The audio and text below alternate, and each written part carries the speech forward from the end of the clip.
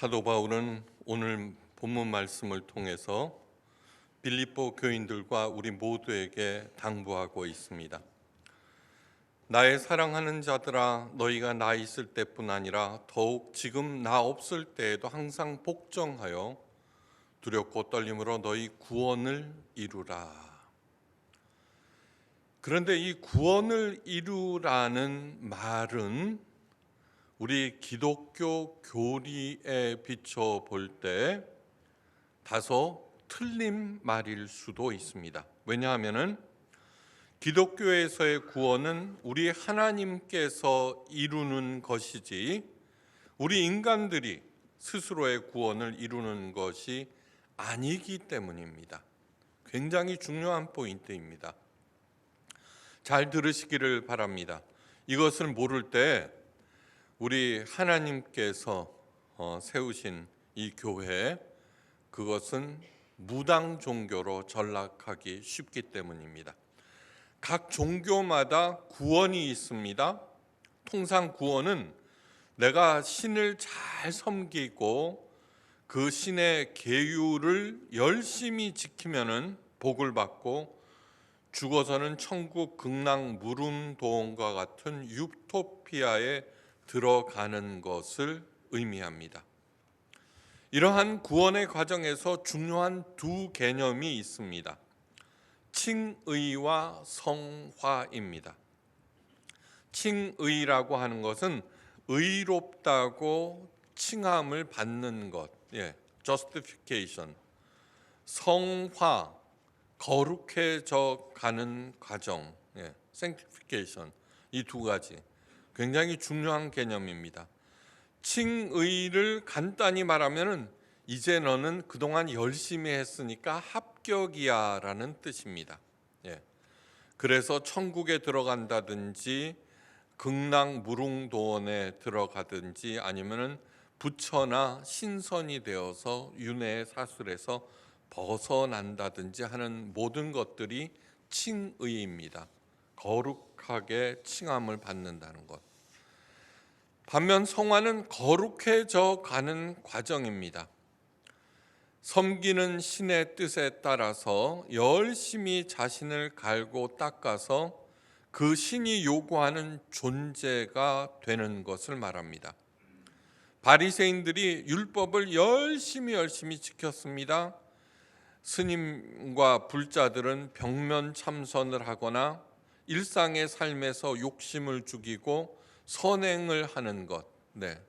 그 다음에 라마교에서는 오체투지와 같은 어마무시한 일들을 합니다. 모두 다 그 신들이 성화를 거룩해지는 과정으로 주신 계율을 지켜나가는 것입니다. 이것이 모두 성화에 해당됩니다. 칭의와 성화는 모든 종교에 다 있습니다. 그런데 기독교가 다른 모든 종교와 결정적으로 다른 점 하나가 있습니다. 이것을 분명하게 아셔야 합니다. 이것을 모르거나 오해하면은 교회에 다니거나 절에 다니거나 별로 다를 것이 없습니다. 칭의와 성화, 그것을 올바로 구별하지 못하면은 율법을 그렇게 열심히 지켰던 바리새인들을 향해서 예수님께서는 너희도 천국에 들어가지 못하고 다른 사람들도 천국에 들어가는 것을 막고 있다는 그러한 일들을 행하게 되는 것입니다. 그것은 칭의와 성화의 순서입니다. 기독교를 제외한 다른 모든 종교에서는 하다못해 무당 종교도 마찬가지입니다. 성화가 우선입니다. 각 종교에서 정해놓은 계율들을 열심히 지킵니다. 그 열심의 정도에 따라서 그만하면 됐다라는 칭의가 이루어집니다.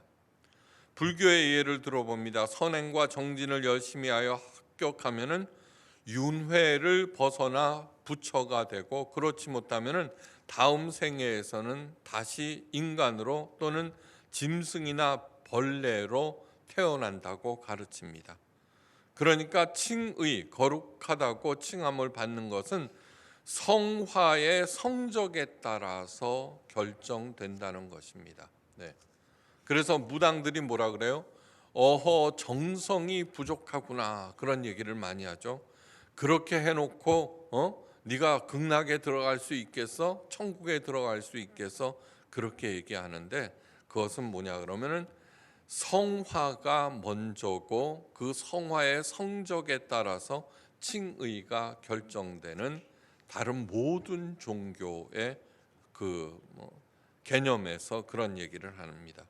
그런데 우리 기독교는 칭의가 맨 앞에 옵니다. 칭의가. 예.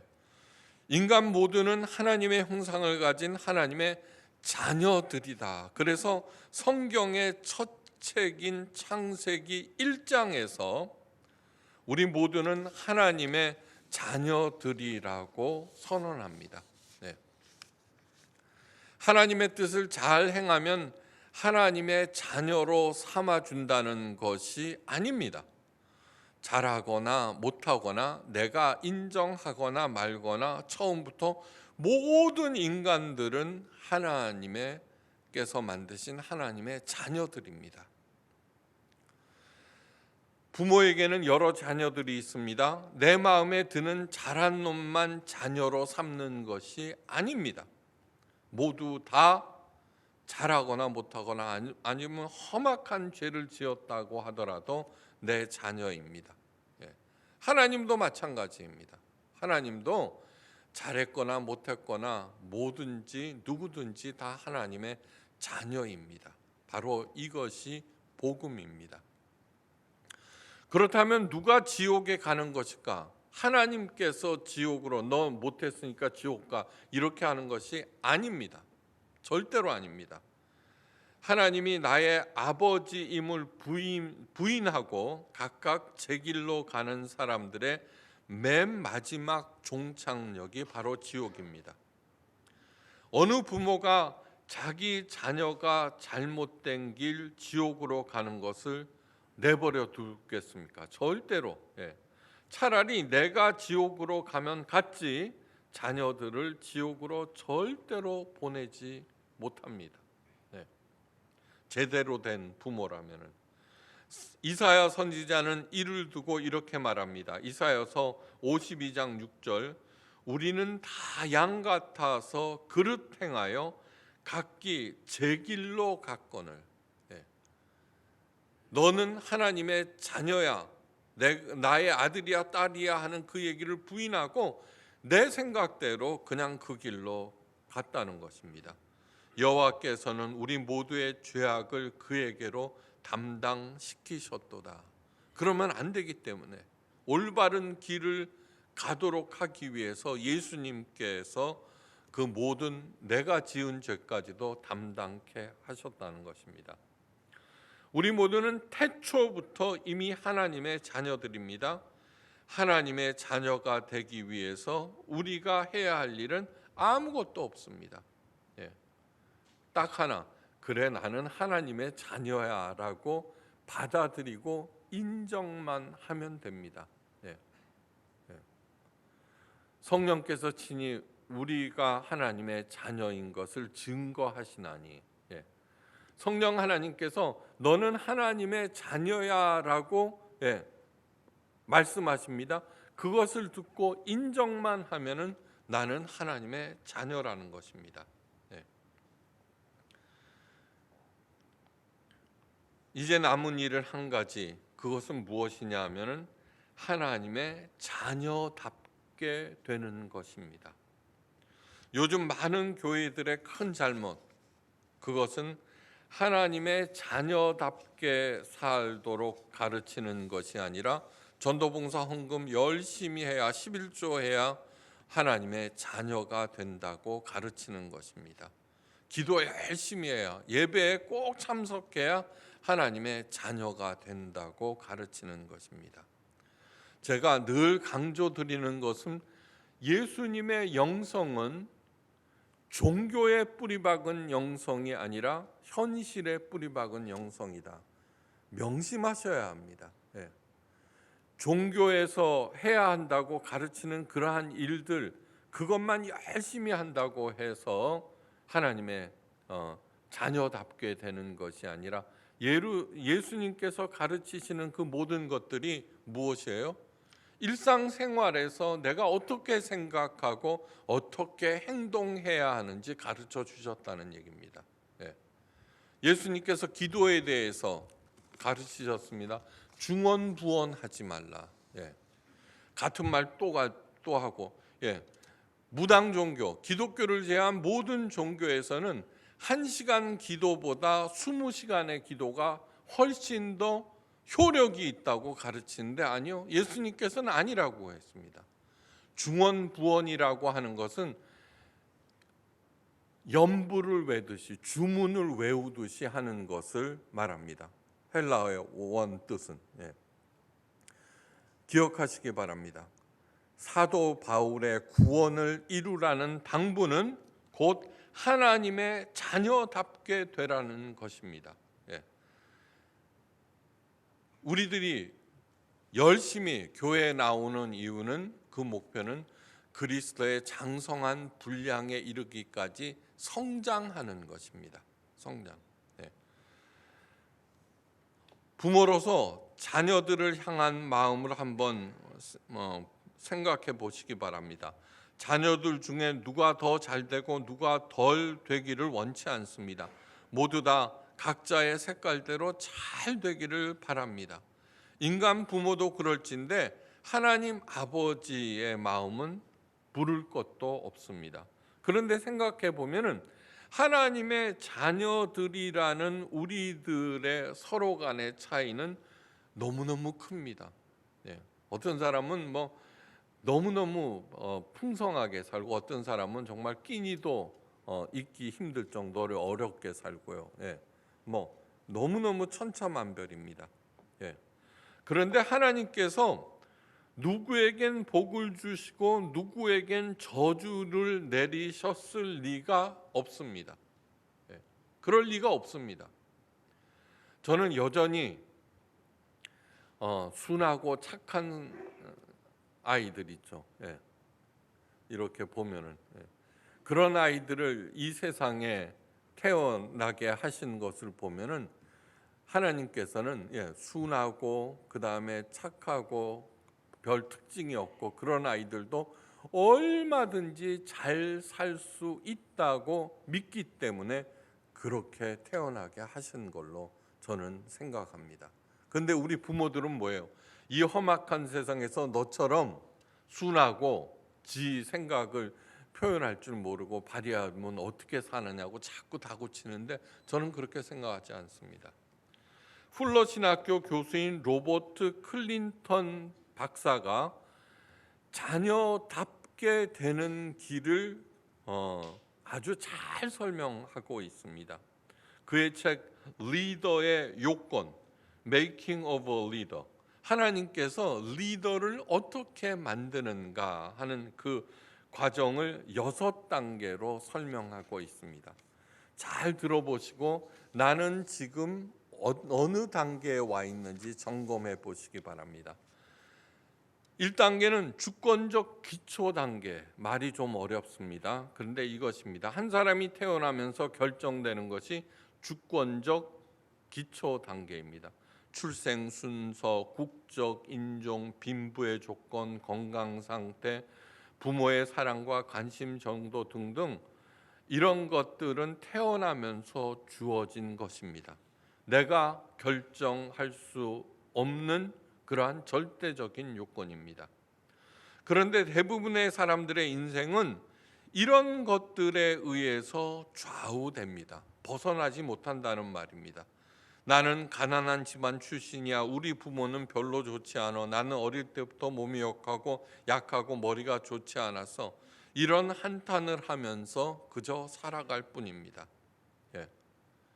한번 생각해 보죠. 이제 돌아가실 날이 얼마 남지 않았는데 얘기를 가만히 들어보면 자기가 여전히 태어난 그러한 것들에 대해서 원망을 하면서 사시는 분들이 꽤 많습니다. 그런데 여기에서 벗어나서 두 번째 단계로 진입해야만, 그래야 성공적인 인생을 살아갈 수가 있습니다. 두 번째 단계는 무엇이냐 하면은 내면 생활 성장 단계입니다. 이 단계는 자기의 성품이 개발되고 영적 수준이 이렇게 올라가는 그러한 단계입니다. 이 두 번째 단계는 예수 그리스도를 만나서 예수님을 진정한 나의 주인으로 모시는 그러한 시기. 주님이라 그러죠. 주님은 무엇이냐면 My Lord, 예수님은 나의 주인이십니다라는 신앙 고백입니다. 또한 성령이 내주하는 시기입니다. 성령이 친히 우리가 하나님의 자녀인 것을 증거하시나니 성령의 그 메시지를 내가 받아들이기 시작하는 시기입니다. 성령이 내게 임하면은 나는 예수 그리스도를 닮아가기 시작하고 비로소 운명의 장난에서 끌려다니는 것이 청산되기 시작합니다. 주권적 기초 단계에서 휘둘리지 않으면서 자라나기 시작한다는 것입니다. 교회와 또 목사의 할 일의 대부분은 사람들로 하여금 두 번째 단계로 진입시키는 일입니다. 열심히 그래서 교회에 대해서, 성령에 대해서, 말씀에 대해서 열심히 가르칩니다. 그러나 예수님을 나의 주인으로 모시는 것은 각자의 몫입니다. 성령을 받는 것도 각자의 몫입니다. 여기에서 주저앉으면 어떻게 돼요? 나는 그냥 주권적 기초 단계에 머물면서 살 수밖에 없습니다. 성령 체험에 대한 여러 견해들이 있습니다. 성령 체험을 뜨겁고 화끈한 특별 신비 체험만으로 생각하지만 절대로 그렇지 않습니다. 틀린 것입니다. 틀린 것입니다. 내가 하나님의 자녀라고 하는 사실을 인정하십니까? 인정하십니까? 나는 뭐 방언도 할 줄 모르고 아무것도 할 줄 모르고 뜨거운 체험도 없지만 나는 하나님의 자녀야라는 사실이 받아들이면은, 그렇다면은 이미 성령을 받으신 것입니다. 이미. 성령은 가을비에 대지가 촉촉히 젖어들듯이 조용히 오랜 시간을 가지고 내게 다가오십니다. 교회에 발을 들여놓고 설교 말씀에 귀를 기울이게 된 자체만으로 내가 성령을 이미 받았고 또한 성령을 받아들일 준비가 되어 있다는 뜻입니다. 하나님의 말씀을 들으면서 거기에 수긍하게 되었다는 것은 눈에 보이지 않는 하나님, 눈으로 볼 수 있는 하나님 내 앞으로 데려와 봐. 성령을 못 받았기 때문입니다. 그런데 성경 말씀을 하나님의 말씀으로 받아들이고 있다는 그 사실만으로도, 설교 말씀에 동의하고 있다는 그것만으로도 내 안에는 이미 성령께서 내주하고 계신 것입니다. 남은 일은 무엇입니까? 예수님을 닮아가는 일입니다. 예수님을 닮아가는 일. 그렇게 마음을 먹은 사람들은 이제 세 번째 단계로 진입하게 됩니다. 세 번째 단계는 사역의 성숙 단계입니다. 영적 리더가 되기 위하여 이런저런 시도를 하는 단계입니다. 예를 들어 봅니다. 나는 사업을 하고 있습니다. 그동안의 경험에 의존하여 운영하는 방식을 청산하고 예수님의 방법을 구체적으로 사업에 적용해 봅니다. 처음에는 잘 되지 않습니다. 많은 실패와 좌절을 겪게 됩니다. 시행착오가 있습니다. 그래도 나는 실망하지 않습니다. 점점 더 내 사업에 예수님의 영역이 넓어지기 시작하고 나아집니다. 그때 반드시 해야 할 일이 있는데, 그것은 이러한 실패와 시행착오를 통해서 내 자신의 장점은 무엇이고 단점은 무엇인지 구체적으로 알아가야 합니다. 나는 이런 일에 재능이 있구나. 내 단점은 이런 것이구나. 그렇게 자신에 대한 이해를 깊이 하게 됩니다. 점점 알아가게 됩니다. 세 번째 단계에서는 사역의 성공보다는 자신이 어떤 사람인가, 장점은 무엇이고 단점은 무엇인가, 자기 자신에 대해서 알게 되는 그러한 과정입니다. 이제 네 번째 단계는 삶의 성숙 단계입니다. 자신의 장점에 주력하면서 자신이 가지고 있는 최고의 역량을 서서히 발휘하게 되는 그러한 단계입니다. 그동안은 하나님께서 그 사람 안에서 역사하셨다면 이제는 그 사람을 통해서 일하기 시작합니다.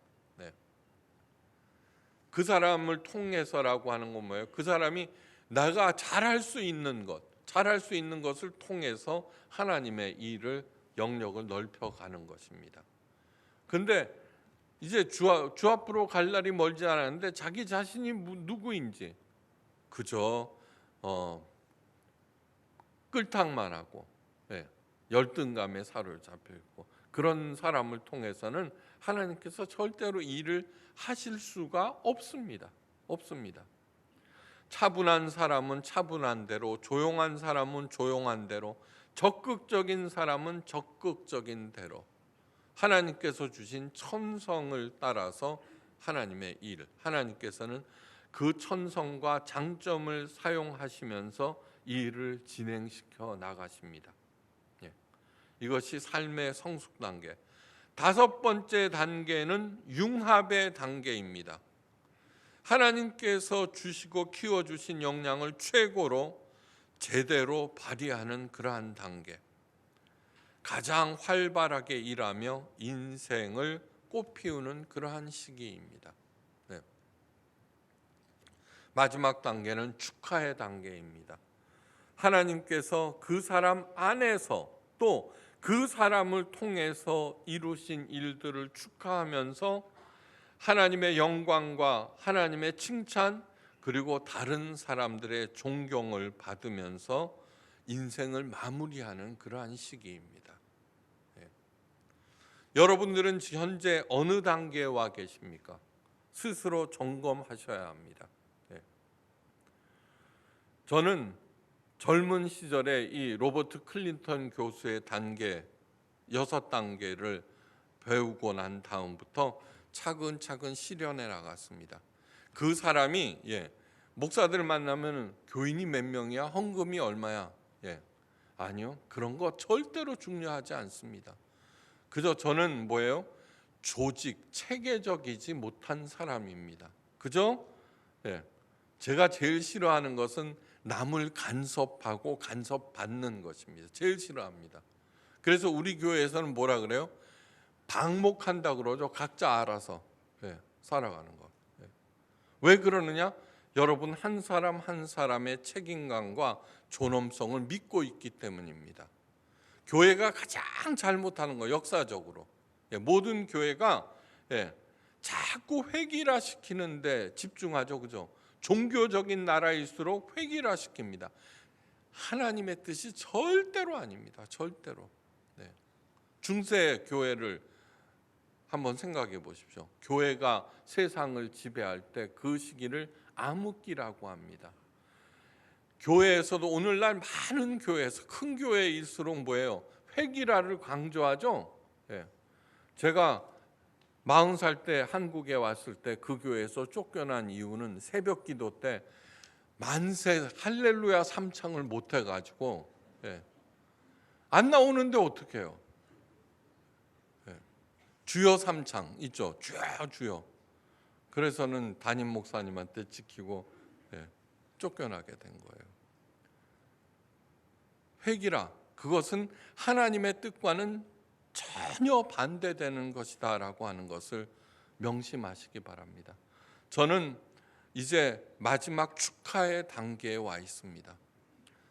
저를 통해서 정말 하나님에 대해서, 교회에 대해서 올바로 알았다는 사람들을 단 한 명만 만나도 저는 천국에 가게 되어 있습니다. 네. 아닌가 보죠? 가만히 있는 거 보니까. 여러분, 우리 자녀도 올바른 길로 보내기가 참 어렵죠. 근데 저를 통해서 제대로 알았다라고 하면은 저는 하나님의 칭찬을 받게 돼 있는 것이죠. 잊지 말아야 할 것이 두 가지가 있습니다. 대부분의 사람들은 첫 번째 단계, 태어난 처지를 벗어나지 못하고 세상과 사람들에게 휘둘리면서 끌탕하고 원망하거나 태어날 때부터 주어진 것을 제 것인 양 뻐기면서 누리면서 탕진하다가 끝이 납니다. 그런 사람들이 태반입니다. 또 하나는 절대로 늦지 않았다는 것입니다. 하나님께서 만드시는 리더의 그 길을 가는 데는 늦지 않았다는 것입니다. 아브라함은 무려 75세 때, 모세는 80세에 시작하였습니다. 그리고 가장 위대한 삶을 살면서 하나님께 영광 돌리고 수많은 사람들을 살려냈습니다.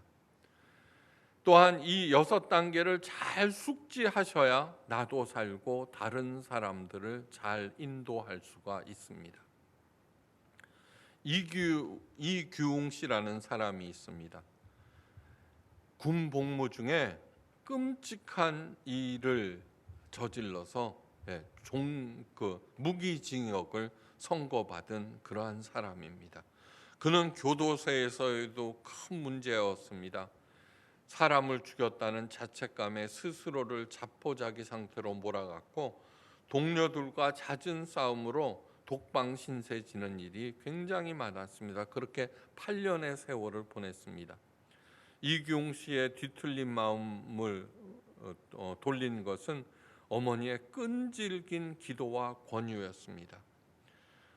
어머니는 열심히 늘 기도하면서 또 기도하고 그리고 아들에게 매일 하루도 빼지 않고 한 통의 편지를 보냈습니다.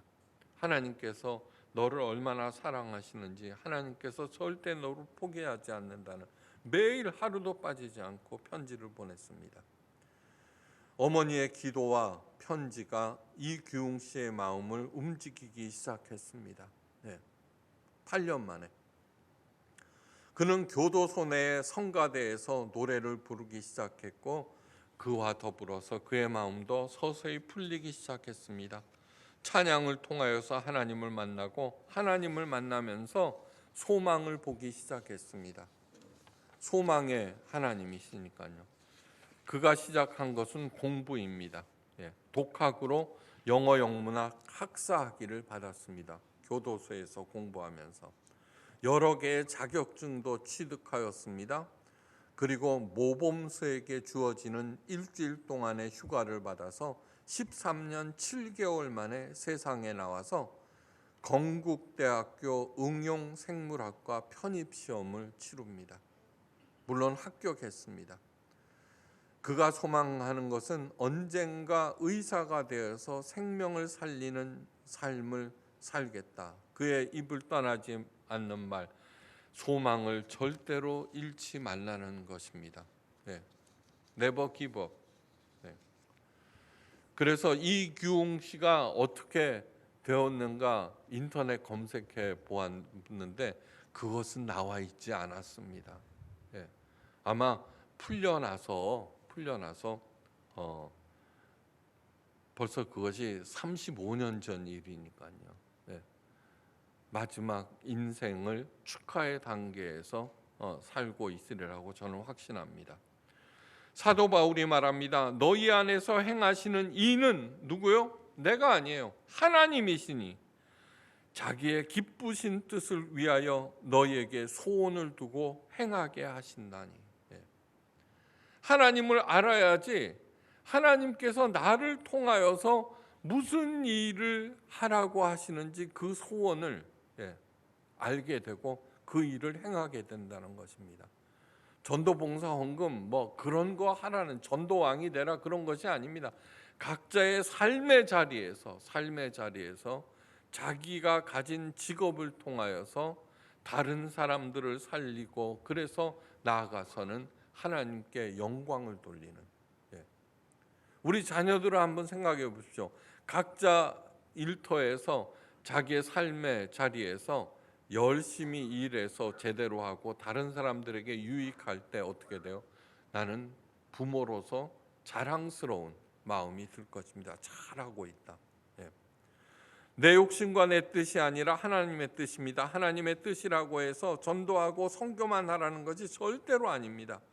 각자의 재능을 살려 각자의 삶의 영역에서 성실히 열심히 정직하게 예수님의 방법대로 행할 때, 그때는 30배, 60배, 100배의 결실을 맺게 하시겠다고 하나님께서 약속하셨습니다. 그리할 때 어그러지고 이 거스르는 세대에서도 하나님의 흠이 없는 자녀답게 되고, 그리고 그 빛을 발하기 시작합니다. 하나님의 자녀답게 빛을 발하는 빌립보 교인들을 향해서 사도 바울이 말합니다. 만일 너희의 믿음의 재물과 섬김 위에 내가 나를 전제로 드릴지라도 나는 기뻐하고 너희와 함께 기뻐하리라. 자녀들이 세상에서 제 몫을 다할 때 하나님께 영광 돌리고 사람들에게 빛이 될 때 부모들은 죽어도 여한이 없다고 말합니다. 나를 전제로 드릴지라도 라는 말이 바로 그것입니다. 전제라고 하는 것은 하나님께 바치는 제물 위에 포도주를 붓는 것을 말합니다. 사도 바울 자신의 피를 부어서 하나님께 제사를 드린다는 것입니다. 즉 성도들이 제 몫을 다하며 행복하게 의미 있게 산다면 자신은 죽어도 좋다는 말입니다. 여러분들과 저는 하나님의 가장 사랑받는 자녀들입니다. 먼저 하나님을 가장 사랑하시기를 간절히 바랍니다. 그리고 하나님의 뜻에 따라서 열심히 삶의 자리에서 살아갈 때 우리 모두는 하나님 마음에 쏙 드는 자랑스러운 자녀들이 될 것이고, 내가 어떻게 태어났든지 간에 내 일에서 30배, 60배, 100배의 결실을 맺어 베풀고도 남음이 있을 것입니다. 최고의 삶으로 영광 돌리시기를 주의 이름으로 축원합니다. 기도하십니다. 하나님 아버지, 사도 바울이 우리에게 구원을 이루라고 당부합니다.